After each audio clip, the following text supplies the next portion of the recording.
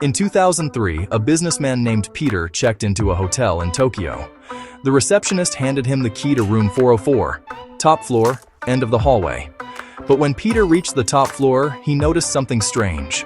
The hallway skipped from room 403 straight to 405. There was no door 404. Thinking it was a mistake, he went back down to the front desk.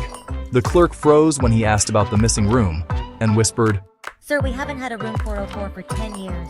When Peter insisted, the manager finally explained.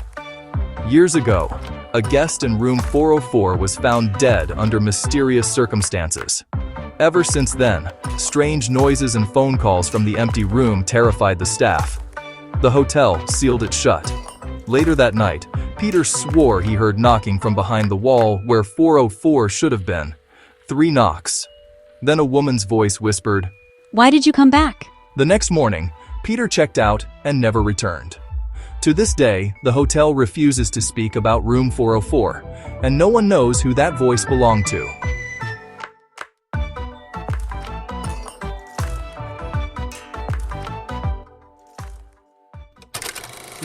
In a small town in South America, 20-year-old Noela Rivas was declared dead after a car accident.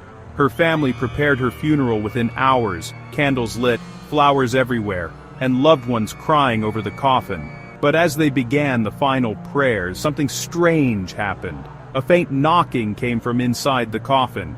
At first everyone froze, thinking it was their imagination. Then the coffin shook. Panicked family members rushed to open it. And there she was, alive. Her pulse was faint, her body cold, but she was breathing. Doctors later admitted she had fallen into a coma-like state, and her weak heartbeat went unnoticed. Noela survived, but said she remembers hearing people crying and praying while trapped inside her own coffin.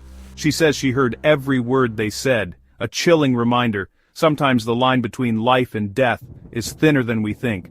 Subscribe for more real-life stories. Robbed in the dead of night, Lotus River, Cape Town, August 2024. Late one evening, an Uber driver was dropping off passengers in the quiet suburb of Lotus River when hell broke loose. His passengers, actually a group of armed thugs posing as riders, turned on him mid-ride. They stabbed him in the back, beat him senseless, and stole his wallet, phone, and cash before dumping him on the roadside. Bleeding and dazed, he flagged down City of Cape Town law enforcement officers who were patrolling nearby. The driver, a father of 2, later told reporters he thought he was going to die, especially after the attackers threatened to shoot him if he resisted. Uber deactivated the account linked to the incident, but the victim criticized the company for not doing enough to warn drivers about risky drop-off zones. Police investigations revealed this was part of a pattern targeting e-hailing drivers in the area, with similar stabbings reported weekly. The driver survived, but needed stitches and time off work, losing weeks of income.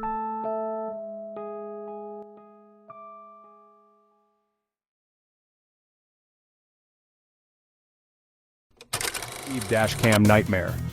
It was supposed to be a quick holiday pickup on Christmas Eve. An Uber driver in Belgravia Athlone pulled up to what he thought was a routine fare. Suddenly 3 masked men, part of the notorious IGB gang from Hanover Park, swarmed his car. One yanked open the driver's door with a knife flashing, while the others piled into the passenger and back seats.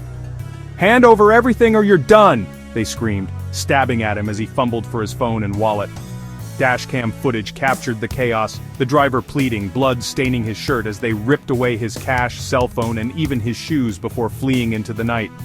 Miraculously, he escaped without fatal wounds and handed the video to police.